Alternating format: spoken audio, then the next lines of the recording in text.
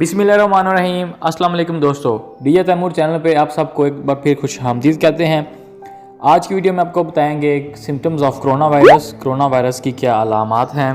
तो दोस्तों, जो चैनल पे नए आए हैं उनसे गुजारिश है कि चैनल को सब्सक्राइब करें और साथ घंटी के निशान पर क्लिक करें ताकि आपको हर आने वाली कोरोना वायरस की लेटेस्ट अपडेट मिल सके।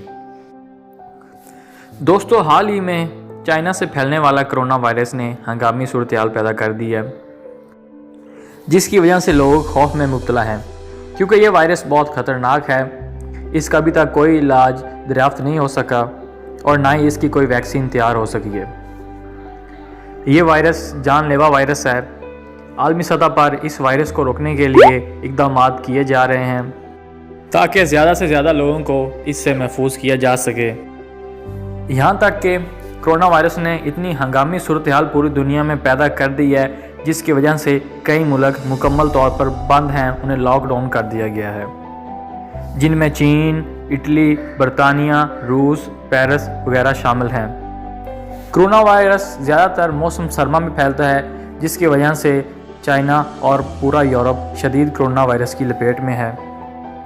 साइंटिस्ट का बताना है सांप, चमगादड़ और दूसरे कई जानवर इस वायरस की फैलने की वजह हैं। इस वायरस की अलामात संगीन हैं। ये इंसान के सांस लेने वाले अमल पर हमला करता है, जिसे हम रिस्पायरेटरी सिस्टम कहते हैं। रिस्पायरेटरी सिस्टम इंसान का ज़रूरी हिस्सा है, जिसके बगैर इंसान ज़िंदा नहीं रह सकता। इस सिस्टम के कमज़ोर होने की वजह से इंसान को कई बीमारियों का सामना करना पड़ता है, जिसमें नाक का बहना, खांसी, सांस की बीमारियां, बुखार कोरोना वायरस की अलामात हैं।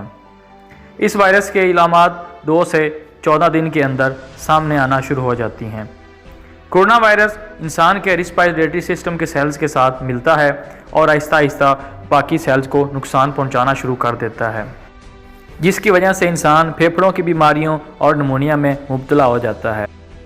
आमतौर पर वो लोग इस वायरस का शिकार हो रहे हैं जिनका इम्यून सिस्टम कमज़ोर होता है, यानी क़ुव्वत मुदाफ़ियत सिस्टम जिनका कमज़ोर है। एक ताकतवर मुदाफ़ियत निज़ाम इंसान को बहुत से बीमारियों से बचाता है और सेहतमंद ज़िंदगी को गुजारने का ज़रिया बनता है।